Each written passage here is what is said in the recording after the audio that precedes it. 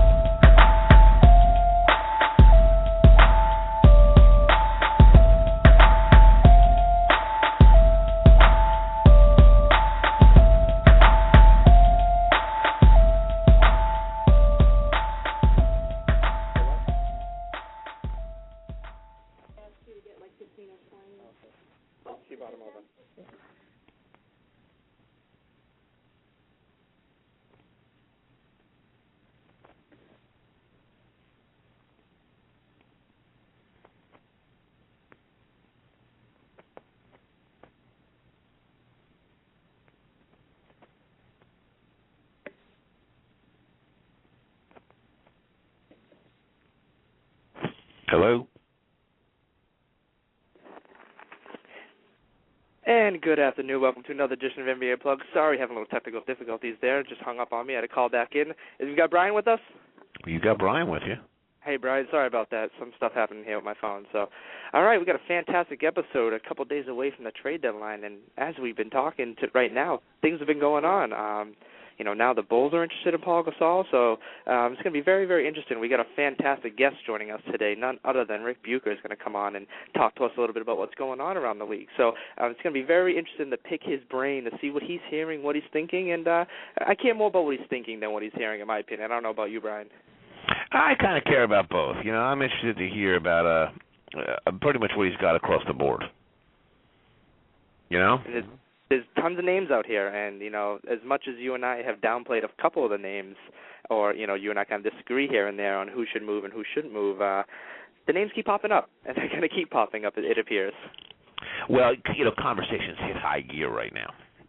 And you got a lot of big names out there. Some you're hearing more about than others, but, the beautiful part about what happens with the trade deadline is that you don't hear about everything that's going to go on. Things kind of fly under the radar. And I know where a lot of people said there's not going to be action, teams are somewhat paralyzed based upon the new CBA and fear of luxury tax. I kind of think that may be a reason that you do see some stuff happen. I know you're not going to get a lot of people wanting to take on bad contracts, so that you may see that part of trade deadline stuff not happen a lot of. But when you have some of the stars' names that are out there right now, and some of the offers that may fly through and the level of expiring contracts that you do, I think it's going to be a very interesting deadline with some really impactful deals. Oh, I absolutely think so, too. And quick question for you. Is Rick calling in? Because I got someone on hold. Rick is not calling in. We're calling Rick at 5:15. Okay, great. Just need to know that because we do have someone on hold, so we might hit that conversation up later. But to me, I don't think there's going to be many big moves, and I'm actually more interested in seeing what the top teams do. The teams that are one piece away, like the Lakers. We know they need a point guard. The Clippers have been talking about getting a shooting guard in the mix. And then also I'm looking at teams like Miami, Chicago, and Oklahoma City. Are they going to do any moves to, bring in some veteran presence, or are they going to, get a big man here or there? What little tweaks are those teams going to look at? Or are they even looking at it? I don't think, I think your really meaningful trades, to me the most competitive team that's talking about making a deal right now is the Bulls with Pau Gasol, and I think it makes sense. I think teams like the Thunder and the Sixers and the Nuggets, who are stacked with assets and certainly could do something with the level of player available, the fact that they're not doing anything is a little bit remiss. I think, if you're a team that has enough depth to make one of these deals, you got to look at it. To see the Sixers and the Nuggets do nothing makes me scratch my head a little bit. You're absolutely right, but then again, I do the flip side of that coin because I'm not really sold on these guys. And the big names we hear out there, the Darren Williams, the Dwight Howards, there's no commitment to those guys signing. So do you mortgage the franchise for, a locked-out season attempt at a playoff run? And, is it really worth it giving up a couple of those assets? Because both of those teams are talented, even with the Pacers. They're full of talent. But, looking at what the Thunder have done, they kind of held on to that talent, outside of the Jeff Green trade. But I think they're looking at themselves and saying, are these the guys we want? I think teams are looking more into the future and seeing who can be available down the road, and maybe they don't want to take the gamble right now. Yeah, well, listen, there's a much more robust trade market than just Dwight Howard and Darren Williams right now. I mean, that die is cast.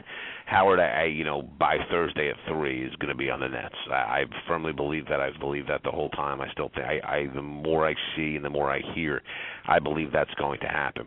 The guys I'm talking about is, you can get a Pau Gasol who's an elite big man. You can get a Pau Gasol from the Lakers. I don't care who you are. You got to look at it. If you got a chance to put enough of a package together that you could possibly pry Rondo from the Celtics, well, geez, you got to look at it. Monte Ellis, who's not my favorite, but in the right situation can be a world beater. He's available. You got to look at it. Even Andrew Bogut, all banged up. Quality bigs are at such a premium. If you can get a guy like Bogut, you have to look at it. And I just think there's certain teams that for probably more financial constraints than anything else, don't want to look at adding a guy like that and take the risk that you have to take to get over the hump sometimes. But you can make yourself an elite team with the right acquisition, but you got to take a chance because none of that comes with a written guarantee. And I see teams here that should be taking chances that really aren't going to. That's definitely a fair point there.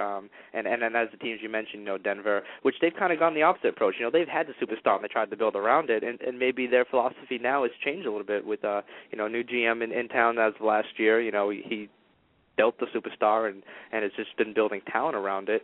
Philadelphia, they've had a guy down there that is not really an alpha male, but they've acquired more talent over time, and it seems like they want to kind of wait and see. And another point you got to look at is maybe some of these teams are not sure who to trade. They're still trying to figure that out themselves. They don't want to, you don't want to trade the guy who ends up being the star. Then, like look at Philly for instance.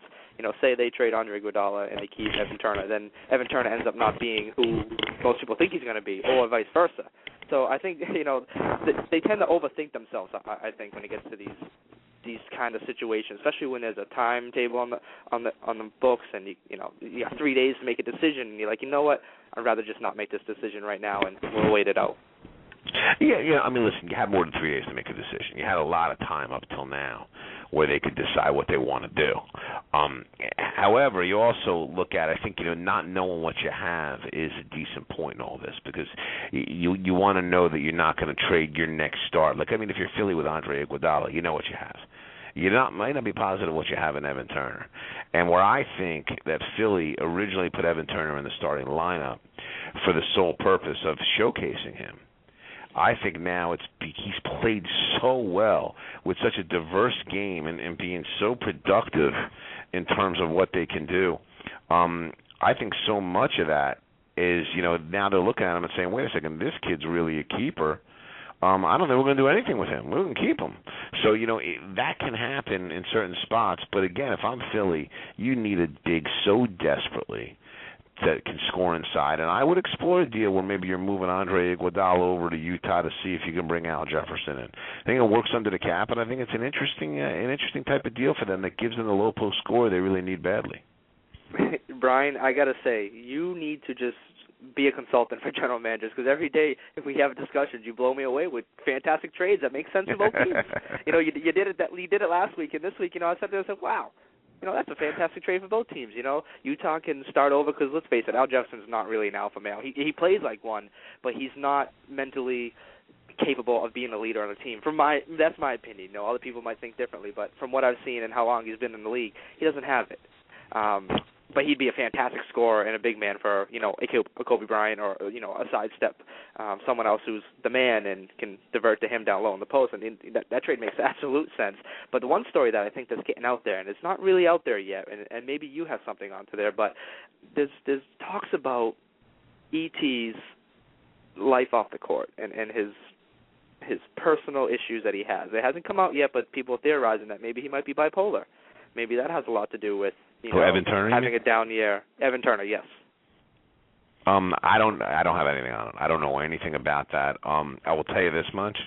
whatever pole he may have been at in these last couple games, like when he torched the Knicks on Sunday, give him medication and leave him at that pole because he looks pretty good at that pole. Okay, the kid he is an unbelievably talented player, and the thing that impressed me the most in watching him the other day was his effectiveness guarding point guards as a 6'7" wing player. It's tremendous, and he rebounds.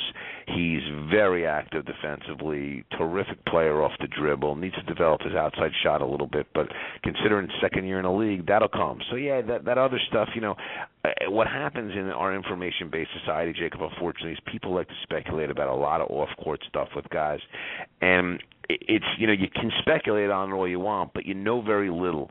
And they're private citizens like you are, like I am, and when it comes to problems like that, yes, you can speculate, but it's very hard to kind of hit something accurately when it comes to that because, unless the guy wants to come out and talk about it, I'm not sure there's anything relevant about it, Yeah, that's why I said let's wait and see until it comes out. But there's rumblings. I guess a reporter in Philly, I don't know the guy's name off the top of my head, but he went on the radio this morning in Philly and he kind of talked a little bit about it, saying, this news is going to come out. But that's not why we're here today. So, but it's something to look at, and I think you make fantastic points about the kid because, in my opinion, you want a wing player that can do both, guards and centers. Yeah, he's a very, very impressive kid. That Jefferson trade's interesting to me with them because first of all, I think Utah's got to clear a spot for Derek Favors to play more. I think he's shown signs this year, but he can't get by Millsap and he can't get by Al Jefferson. And I think ultimately, because Al Jefferson's 6'10" and scores so well in the post, he can bring you more in a deal. I think people are looking to grab Millsap on the cheap because they still look at him as a 6'6" power forward. And I think, sometimes you examine a guy and say, he may have more value staying on my team than he does for my team in a trade. And I think Millsap's that kind of guy.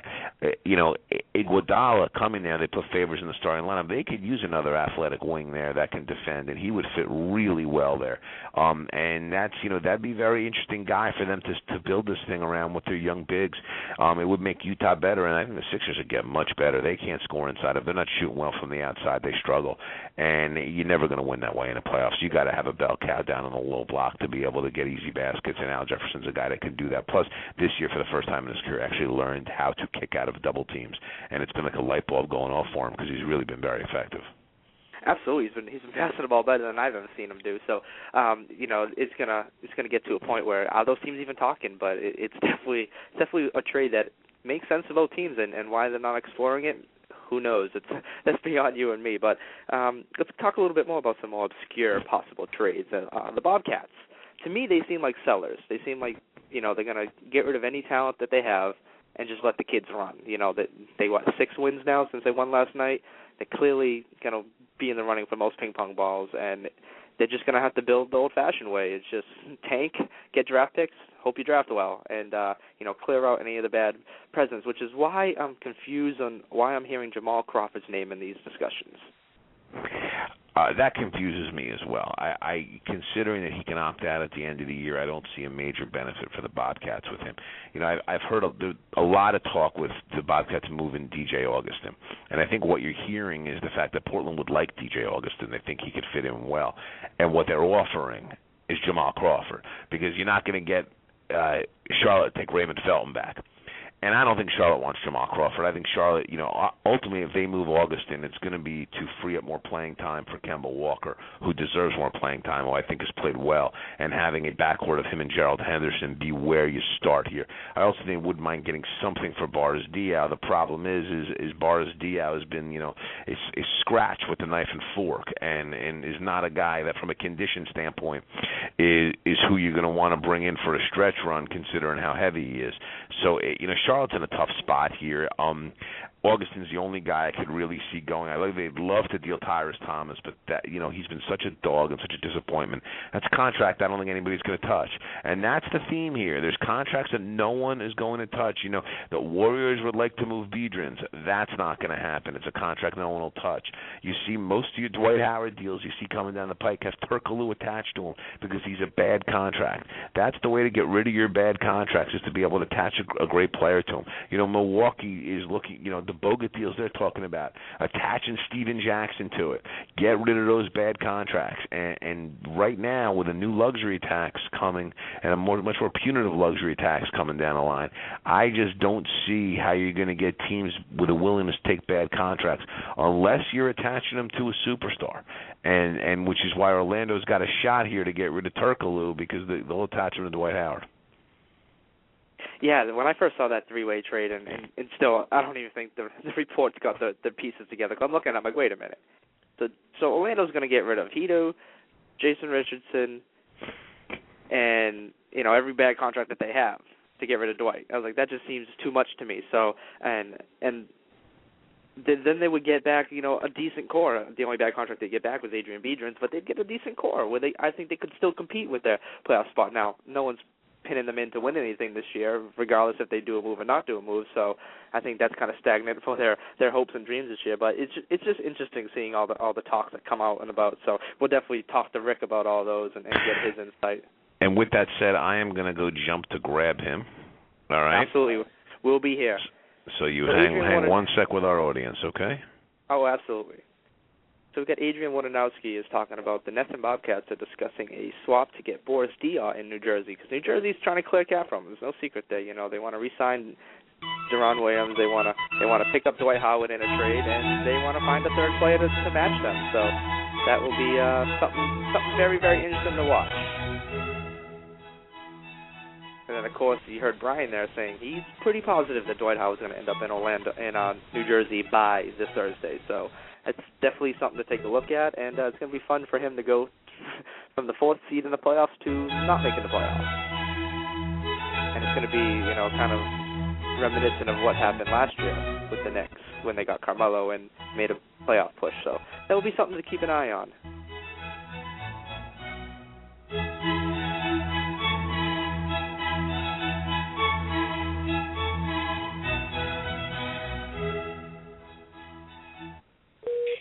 Jacob. Hello. I got Ric Bucher of ESPN on the line with us right now. How you doing, Rick? I'm hanging in there. Fighting the cold on the trade deadline. All right. Well, thanks for joining us today. We really appreciate it. No worries. Your compadre at the mothership, Mark Stein, put out about an hour ago the Bulls with an interest in Pau Gasol. Right. You see that when you look at both rosters and the way the front offices of each of those teams, you see a possible fit there? I do not. I get the sense that Pau Gasol is the one who initiated the talk about him going to Chicago. I find it comical that it appears in a Spanish newspaper and somehow this was Derrick Rose's idea. Like, are we not paying attention? Like, what Spanish reporter is going to get from Derrick Rose that he wants Pau Gasol? And that said, I mean, look, he'd be a great fit.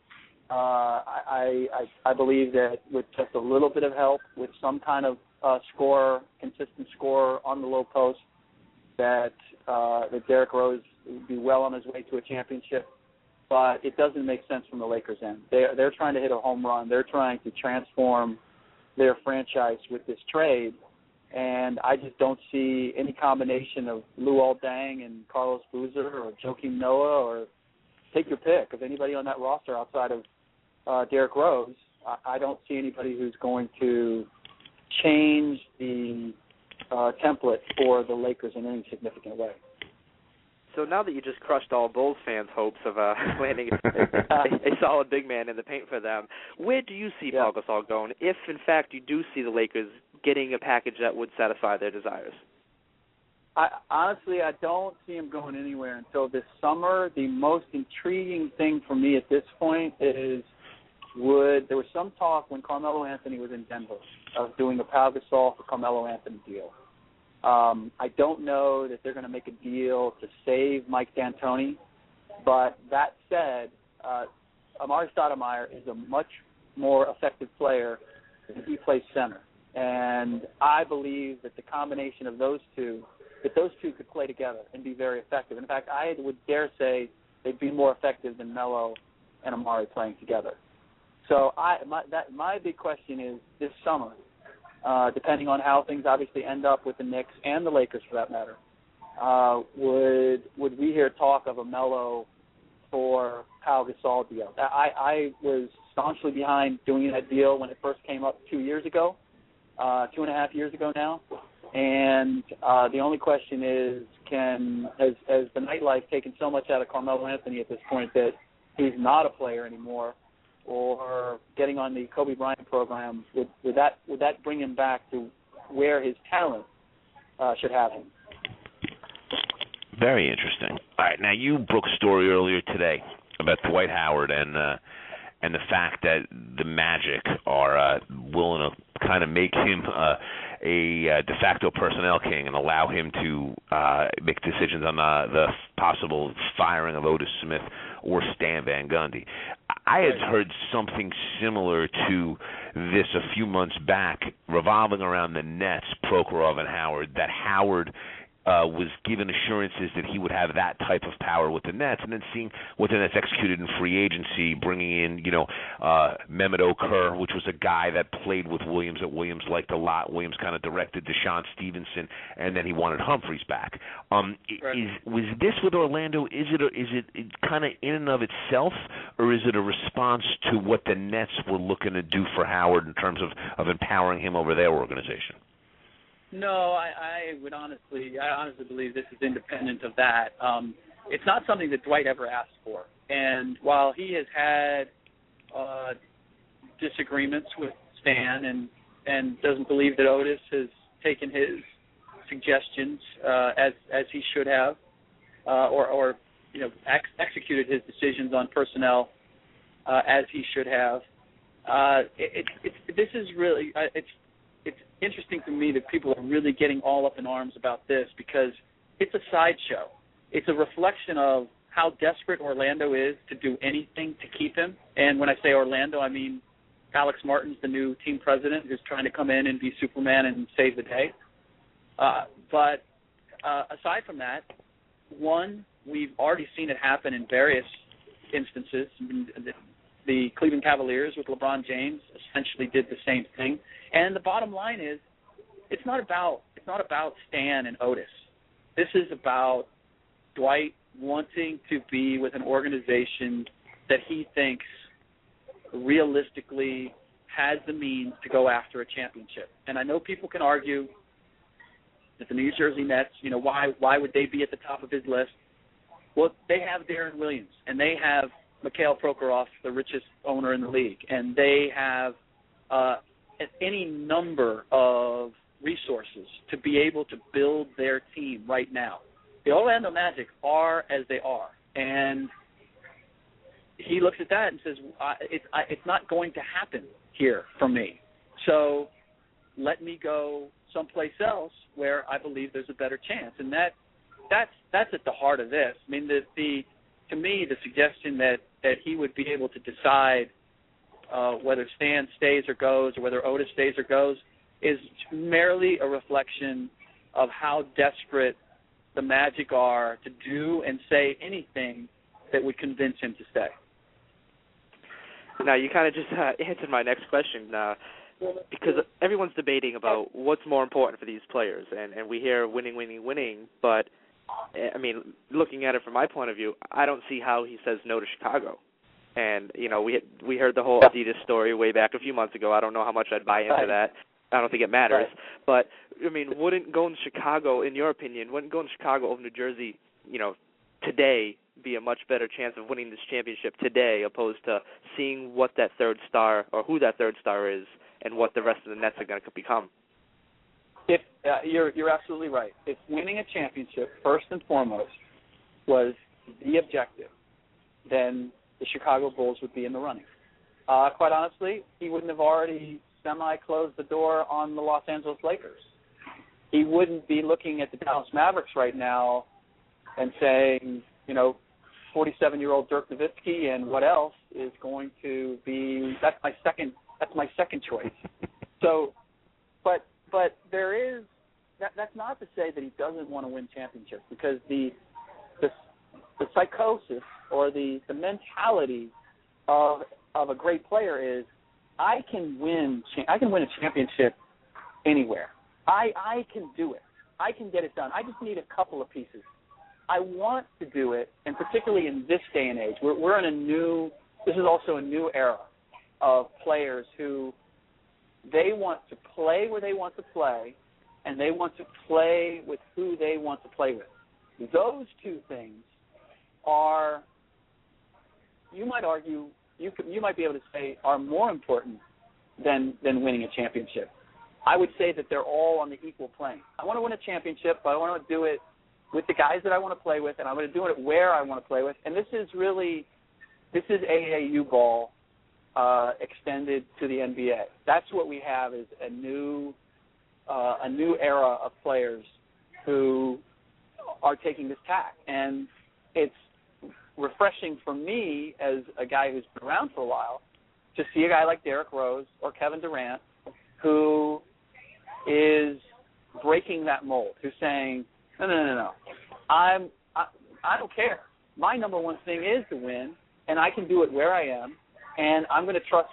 I know that the grass is not necessarily greener, and I'm going to accept the real challenge, which is I am going to win with what I'm given. I'm going to be MacGyver. You're giving me what? A piece of string, a piece of Scotch tape, and a battery, and I've got to build a Bentley.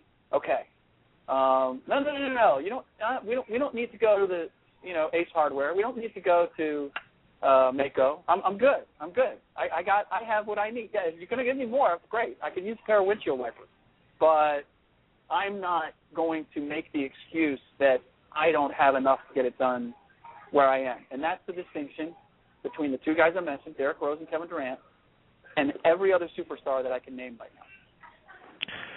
I couldn't agree more with you on that, because the whole team building concept is somewhat objectionable to me as well. One more question about Dwight Howard before we move from this. So Thursday at 3, what team do you think is going to have his rights for him to play in the next game that team has? I'm going to stay in New Jersey right now just because I am anticipating that Orlando will not be able to make a deal, and that they're going to have to make the best of a bad situation, that there will be enough pressure, the message will be sent clearly enough that, look, if you don't want the guy to walk for nothing, you need to make the best deal you can make right now, because they're not going to get Monte Ellis. I don't know at this stage if Steven Jackson really changes the template. And even worse, they could make a deal where they take on Andres Biedrins and Monte Ellis and Darrell Wright, and it's still not good enough. And you've now done what Cleveland did, with Larry Hughes and any number of other groups where it was, Ben Wallace. Look, if we slap one more piece of duct tape on this thing, maybe it'll hold. This is the part I don't get. Derrick Rose and Kevin Durant are the two guys who, when they had an extension, signed it right away. Every other guy who has not signed it, the first opportunity that he's had, has left his team. So why does Orlando, I don't care what, look, and I know Dwight Howard is the kind of guy who is equivocating right now. He's probably not saying, look, move me, I'm not coming back. He doesn't want to hurt Rich DeVos' feelings. He's not going to tell Alex Martin, I am gone no matter what. He's going to say, he's going to play it soft. But that doesn't mean that as the adult in the equation, you don't look at it and you don't look at history and go, you know what, if this guy really wanted to be here, we wouldn't be having this conversation. So let's go ahead and make the best of it. And I still believe that logic will win out, even though I've been disappointed in Logic's track record of late. It's funny because I've been on the other side of the fence on that, and it's hard with all the evidence of the past couple seasons with players leaving their franchises high and dry. But I look at it as, and I'm sitting in Otis Smith's chair right now, and I look at it and I say, well, you're sitting in the wrong chair. You're sitting in the wrong chair. Otis Smith is not doing this deal. Alex Martin is running the show, and he's not a basketball guy. So you're going to have to dumb yourself down where you don't. And so that makes my job even harder. But anyways, if I had full control, I would keep him and I'd offer him the most money because it's going to look as the fan. Because to me, that's the best thing to do. The best thing is to get Brook Lopez. I'm not sold on Brook Lopez at all, and get a couple assets back. Are those assets really going to help you? I think Cleveland did it the right way, and it sucks to say that because they were left high and dry. But luckily they got a very good draft pick from the Clippers, and they were able to kind of turn it around fairly fast. And they're on the right track, I think. And I think that would be the better approach instead of getting a few pieces here and there. The next pick will be kind of good, but when Dwight goes there, it's going to become worse off for the Magic because they're going to hopefully win some games with Darren and Dwight. But I didn't want to dwell too much. I just think that if you're a GM, you kind of want to sit back and say, what's the best for my team? And to me, the best is to offer him the most amount of money. And then he leaves, you know what? I can't control a person's opinions. I did everything I could to keep him. He didn't want to be here. I did what I had to. That's okay, my but then take. what are you left with? But my point is, I'm not happy with the package in New Jersey. I'm not just gonna sell low just because that's all I have to do. Beats the hell out of nothing, doesn't it? I mean, look, if you have a house and the market sucks and it's a $500,000 house and the only offer you're getting is $150,000, do you say, you know what, screw it, I'm just gonna let the bank take it over because I paid more than that. It's worth more than that. I'm not going to take your measly $150,000. I'm going to walk away with pride. Nothing in my pocket, nothing to go and get my next house. But you know what? I did it my way. I don't know that Frank Sinatra would make a very good GM. I happen to agree with you because I think also Exhibit A on that as well is when you look at, Denver played this thing out last year, and really, Denver was lucky that they had that whole New Jersey bluff to play it off of with Carmelo last year. But if you look at them a year later and the way that franchise has landed on its feet, it's to me it makes the case of, it may not be a lot and it may not be what you think the guy's worth, but it's something to get you started. And I've always felt with this Howard deal, the reason they have to do it is because it's really your last chance to shed one of these bad contracts. You can't. You're watching what's happening here, Rick, with this whole Golden State thing, with them trying to get rid of Biedrins, and Orlando says we'll take a bad contract. Well, of course you'll take a bad contract because you're going to have to give a bad one to get one. You got to get out from under the bad contracts without taking any new ones on. You can attach Turkoglu to Dwight Howard, and all of a sudden, you know what? Your cap situation is still not great, but it's not awful. If you lose him for nothing, yes, you have his cap space, but you've done nothing else to vacate space. And talk to me a little bit about how much you think the whole salary dump plays a little bit of a role in the fact that, hey, we're going to lose him anyway. Yeah, no, I mean, obviously, here's the whole thing. It's too late. This is the one part that I'll agree with. I would have made this deal a year ago. I think that Utah did the right thing. Yep. They got out ahead of the whole issue. They recognize. I mean, look, they recognize that that Darren was going to play the field, which meant he probably wasn't going to get there, or they simply didn't want to risk being put in this situation. So they went out. They made the best deal possible. They've already turned the page. They have the assets. They're moving forward. I dare say, you look at Cleveland. I would rather be in the Utah Jazz's shoes with the assets that they have. And I know I like Kyrie Irving. Kyrie Irving they got with the Clippers pick. They didn't even get it with their own pick being really bad. So if they don't do that deal, then they don't have Kyrie Irving, and then we're looking at this in an entirely different perspective. We're looking at it and saying, wow, they should have. I mean, look, you had LeBron James, arguably the best, the most dominating force in the game, and you got nothing for him. How do you let that happen? I don't care whether you recovered or not. Just think about where they'd be if they had gotten a couple pieces back for him. Something. Yep, Gallo from the Knicks, something. But to me, there's always a flip side. But to me, there's always a flip side because if you're Dan Gilbert, how do you willingly just trade LeBron James? And I agree with you 100%. You're going to get a big package for him because I'm sure 29 other teams will be lining up the door making offers for LeBron James. Same thing with Kevin Durant today. If the Thunder put him on the market, I'm sure every single team is going to offer everything they have. But at the same time, he misled him. And what do you do as an owner? And that's the tough part. That's the pros and cons of it. Except that he's a businessman, and you have the ability through all your business experience not to be misled. You read the situation, and no matter what a guy is saying, you look at what he's doing, and you have to make your decisions based on that. What's ultimately going to be the right play for everybody concerned. And so I know it's really easy for me to sit here and say that's the play that has to be made. I'm not the guy that has Dwight Howard in my ear. I'm not the guy that's looking at LeBron James and what he's worth and that he lives there and all the – look, logic to me in that situation told me that he was going to stay. It made no sense for him to go to Miami. But Dan Gilbert was had far more awareness of all the things going on. He was getting the signals that none of us were. And so I honestly believe. Look, did it scar him? Did he feel that he was deceived?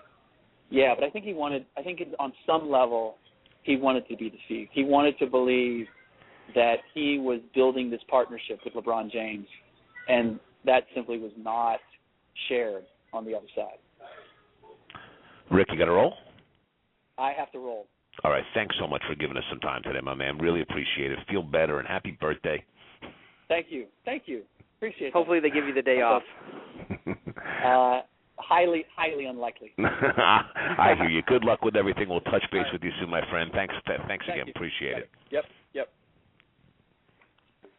So some interesting stuff there, and I kind of wanted to elaborate a little more because there's also the sentimental value of that, and I think a lot of teams, Brian, are in that trap. Like, look at the Celtics right now. 2 months ago, I think I was on the Celtics, sale wagon. I was saying, let's move Paul Pierce. His value is at an all-time high this year. Move that and just build around Rondo. Trade Ray Allen for whoever wants him for. Maybe some team would give you a mid-round first pick and a young player back.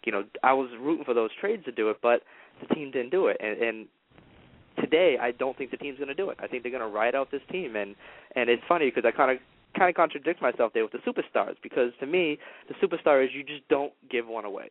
And I understand you're going to get a huge package for him, and you ultimately are doing the negative side where you think that he's going to leave. But if you look at Shaq's situation in Orlando, and 96 is when he left, I think, or later, 2000, 99. No, 96. You got it right. 96, yeah. Whenever he left, if they just traded him, wouldn't people be burning down the stadium? Like, you just traded Shaquille O'Neal. Why would you do that? And we all knew he was probably going to leave. You kind of guess it, but to me, I still don't think you make that move because you willingly give up that asset. And granted, you're going to get assets back, but are you going to get another star like that? And we know it's a star-driven league. If you don't have one of those guys, you got to have the right mix. Yes, but by the same token, listen, they're going to lose this guy. Here's the thing. If a guy won't commit to you and wants to play the field, you're going to lose him. You have to assume you're going to lose him. And in this scenario, see, here's the thing. And the Cavs, because the Cavs have attached a bad contract to LeBron, they could have. It's worked out well for them because they followed it up with a fantastic deal, fleeced the Clippers, and ended up with the number one pick in the draft. Yep. But lottery balls fell for them. I look at what Denver did last year. You realize what Denver did last year, how smart that was, okay? No, it was phenomenal. Because he not only got rid of Anthony when he had to trade him, he attached a bad Billups contract to it. A bad Billups contract. And he got back a haul that they've built off of very quickly. Yep. But my point is, this year, is that deal out there? And I think Rick hit the nail on the head when he said last year the deal was there. Yes. Listen, last year. Okay. You're in the seat. You're in the position of power because you still got the player on the contract for a year and a half. So you don't have to make the move, and that's why I love the Utah analogy because they jumped the gun. They didn't wait for this moment because in this moment, you got New Jersey saying, we'll give you Brook Lopez, maybe, Maybe Chris Humphries too. That's it. That's all we're going to give you. 1 draft pick. That's it. They can sit back and wait because they're in the power. They know Dwight wants to go to them, barring, Darren's in town next year. Right. Right, that's absolutely true. That's absolutely true. But and that's what I'm saying. As of today, it would be hard just to give him away. But honestly, and I don't know, he doesn't have a no trade clause, does he? It's just all about the extension. Correct. So I don't understand why he should just pull a trigger on another trade. And I think that's what the owners have to get back to. And I think Rick hit the nail on the head again, as he usually does with Dan Gilbert. I think Dan Gilbert's ego got in his way. And if he really wanted to show he was the bigger guy, maybe he should have traded LeBron. Yep, but absolutely. It's hard to when you make the playoffs every year as a top 3 team. And look at right now, Orlando's 10 games over 500. You're gonna make the playoffs, and just to blow it up because of what is most likely going to happen. I can't say it's guaranteed going to happen because we never know what's going to happen in the future. But most likely going to happen, he's going to leave. So you blow up a playoff team. I mean, it's such a tough decision. I mean, they must have 3 or 4 whiteboards in their offices and doing pros and cons on all these moves. Yeah, absolutely. I think he gave us some other interesting stuff. I mean, and we'll finish with the Howard stuff, and then there was a couple other things that he said that I think we got to discuss. Okay. First of all, is that this whole thing with Howard's become a sideshow, and I think the point that he made, which was a great point, was that the hiring and firing of the coach and the GM, where it was treated with such outrage on Twitter today, the release of that news. It's really a non-event. Yeah. It was going to go that way regardless. Very frankly, trading Howard has been on the radar screen for Orlando this entire time. It's been what they not what they favor doing, but what they're predisposed and leaning towards doing the entire time, Jacob. Because if it wasn't, Stan would have been fired early. Because he can't stand him. Dwight can't stand Stan. So the fact that they've kept Stan here tells you that they're understanding that they're ultimately going to have to trade the player. And yes, Alex Martin's coming and taken over the negotiations, has delayed that process because he's going to be the one charged with the rebuilding effort here, because I don't think Otis Smith survives this. And Martin's have to bring in somebody else. So I think he wants to be able to tell the DeVos family he did everything we could. So I thought that was a great point that he made about the fact that let's save the outrage on it. Honestly, one quick point, not to cut you off. Sure, go ahead. Every player does that. If Michael Jordan says, get Phil Jackson out of here, you get Phil Jackson out of there. Larry Bird doesn't like ML Carr. ML Carr's gone. It's common sense there. We know these things. So, yes. The star player is going to determine who coaches the team. Absolutely. So I don't know why people get all up in arms. I mean, obviously Dwight gets to pick his coach. He's the best player, and if the coach and the star player aren't getting along, guess what? Coach is gone. Every instance. Yes. Every time. Coach is gone. Every time. So that was interesting. I thought that was a very interesting point with Dwight, that Dwight didn't ask for that. That is actually just being dropped in his lap. So I found that to be, somewhat of an interesting point. Getting to some other things he said, because I want to talk a little bit of detail about a few other things, but his feelings about Pau Gasol, which is very interesting. Very interesting. Okay. The whole Melo thing, it makes perfect sense. It makes a lot of sense. And his feeling about how, hey, the offer is not going to be there this year for them. So, it's so turn around and wait till the summer and do something with him over the summer, which, again, it makes sense. I mean, you're going to have to do something along those lines to bring in who you have to bring in here to win a championship if you're the Lakers. But trading Gasol this year doesn't make all that much sense, and being up against it right now. I just think they're pushing too hard to do this for it not to happen. But it's interesting, and certainly him going to the Knicks for Melo would be a very interesting situation. The other thing that I want to throw in there with that I thought was absolutely phenomenal was, and no one talks about this. Everybody talks about how Carmelo Anthony doesn't fit the offense, too much ISO, bad shot selection, all this crap you're hearing about Carmelo Anthony, and Rick just crystallized it in one line. If Carmelo can stay away from the nightlife. That was it right there. Well, you remember more than most because you're in the city most of your days, and, being where I am, all I kept hearing was that his girlfriend, Layla, whatever, the female artist. Vasquez, it's his wife, yeah. She was making the decisions on which city to go to. Yes. So, and that's what it gets down to. And that's why I'm working on a post. I've been pulling up some quotes from, the three goons is what I call them, Dwight, LeBron, and Melo, who continuously talk about winning and winning and winning. But then they go and do these things. And granted, LeBron is the one that I could say, okay, you really did go to win because that's a hell of a team down there. Who we kidding? It's a fantastic team. But, then they say quotes that contradict themselves like that. And I got some great Melo quotes that are sitting in my email box right now. And, one of them was comparing him and LeBron. And he said, and Ric's quote kind of sums it up. He goes, LeBron's kind of an aggressor and he's an attacker. And I kind of just chill and let the game come to me. And I thought, that's not the talking of a superstar. That's not Derrick Rose or Kevin Durant talking, and I'm using the names that Ric provided for us. But I just think this entitlement society has hit basketball, and it's turning the people into villains like Melo and LeBron, and turning the other people who aren't like that into heroes like Rose and Kevin Durant. Derrick Rose has become my favorite player off the court this season. With the whole dancing thing, he refused to dance. He said he's fine not having Dwight Howard in town, and just, he's like, you know what, I'm going to do this. I'm going to do this with the guys who want to do it with me and the coaches that want to do it with me, and we're going to do it together. None of this isn't for me. I need to be here. I need to be there. I need the sun to be at this time. I need black shoes on. They're not worrying about the objective. Play the game of basketball. Make your teammates better. Work with them. Not throw them under the bus when you lose or when you win. Say it was all you, and to me it's just there's coming two classes of players, and now that I'm talking right now, I might have to break this article out into two different classes and show the differences between these kind of players.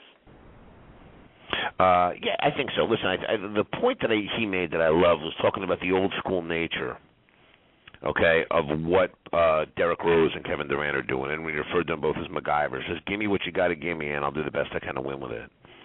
And I think that's what you don't see. I mean, I refer to it as team building, and I think it's objectionable. I don't like what the sport's become. I think there's ways against it.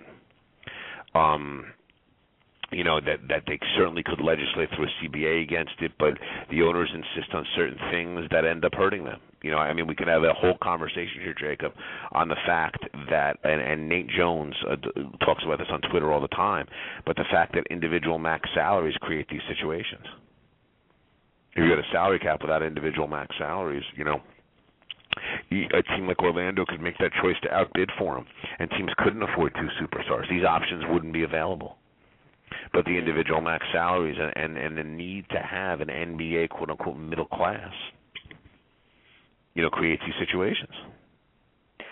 Let's dive into that point for a couple minutes here, because I think if you didn't have that, you would have a much worse product. And the reason I say that is I think you would see, and it's tough to say what these guys would do, but where would the middle class go? Would they just accept less pay? Would the European and Asian markets and the Greek markets have, an effect on them? Would they rather go play out there for $5 million instead of being here for $2 million? What would the product of the NBA look like, in your opinion, if that happened? I think it would be very similar to what it is now. Matter of fact, I think it would be a fantastic way to achieve the competitive balance that they're after. I think the current team you're with you could certainly steal a superstar from another team, but the accumulation of multiple superstars would be something that you couldn't do. It would be you just wouldn't the infrastructure of the finances of individual teams wouldn't allow for it. And I think that's what you're getting right now is you need something. Something's got to counteract this team building. I don't think the product would suffer. I really don't. I think you'd have a handful of guys that might take more money to go play overseas, but I don't think that handful of guys that you'd have doing that would hurt your product at all. Listen, the NBA is we all love to see good teams, Jacob, and we laud them and look at them and the balance of them, and we love that. We love teamwork. The thing is this: the NBA is a superstar league. And when you got superstars concentrated, a couple in each location, it's not good for the overall competitive balance and health of the league. No. Yeah, absolutely right.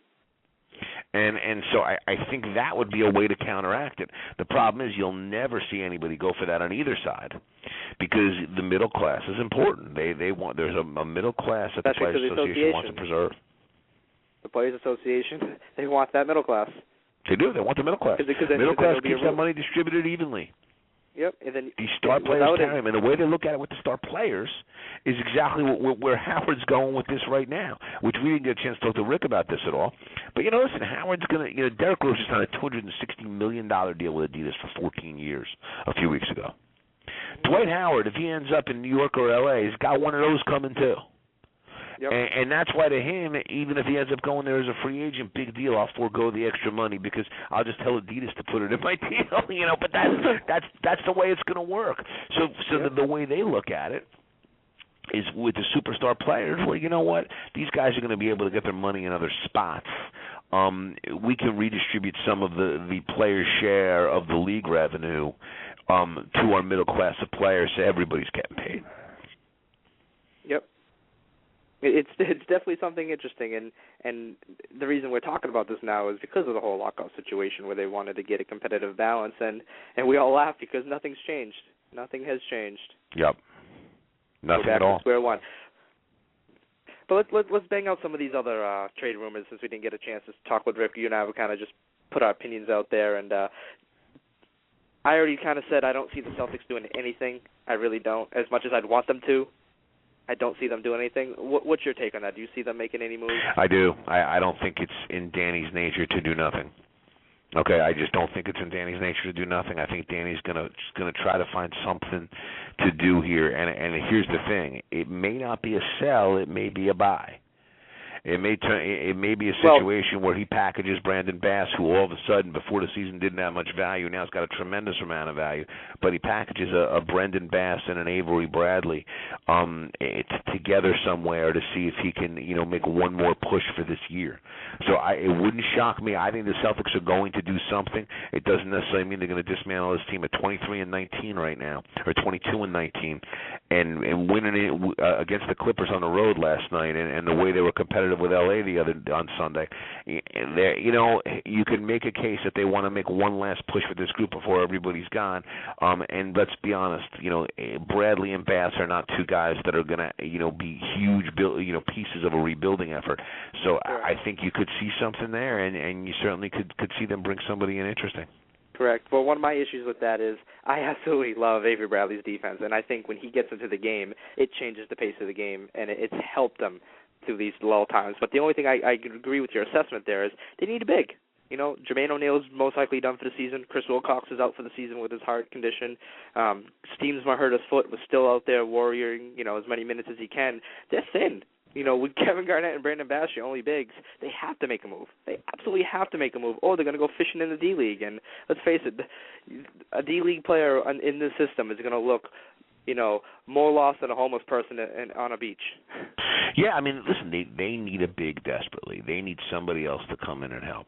I will tell you this, it wouldn't surprise me if you saw them, if Utah's going to make Millsap available, that would be an interesting guy to put in your front court with Garnett. And do Bass and Bradley there. But that's a package, Bass and Bradley, that can bring you back a pretty productive player in terms of what's out there. And the Celtics also have a lot of good picks coming up. They got some future draft picks off teams. They got a lot of second-round picks. Just got a lot of assets in the draft. Yeah, absolutely. Listen, if Bogut were healthy, I'd look to make a push there. I really would.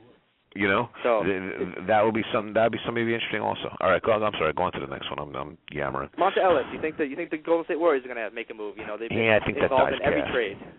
I think that dies cast. I think they have to at this point. And I'll give you an interesting one that with throwing some contracts back and forth can certainly work.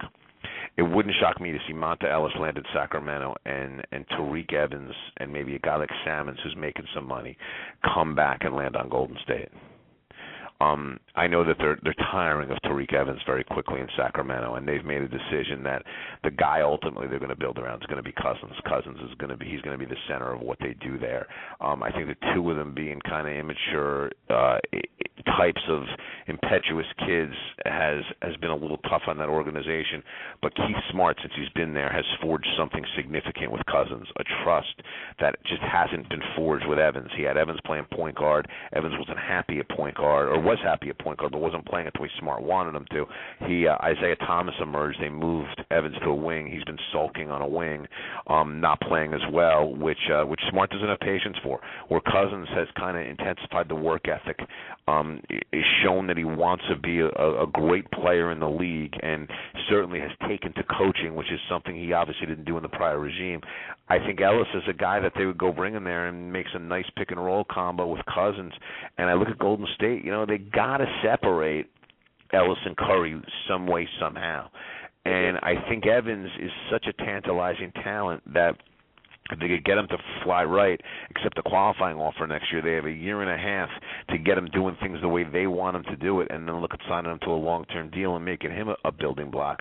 You got to break up that Curry-Ellis thing, and Curry-Evans in the backcourt are very complementary skills to one another. Hey, keep an eye on a deal like that. It makes a lot of sense, and I just want to make a quick statement about DeMarcus Cousins. I've been one of his biggest fans since he's come in the league. I think he gets a bad rap, and unreasonably so. He's always been about winning. He always has. Everything he says, everything he does, it's always about winning and improving. It's not we got to do it. There's been some rough patches in the past, but to me, his competitive nature is bringing out his attitude, and that's what I like. It's not about it's not about the money, it's not about the fame, the star, the nightlife. It's about winning basketball games. So I've always been a fan of that, and it makes absolute sense to separate those two young kids.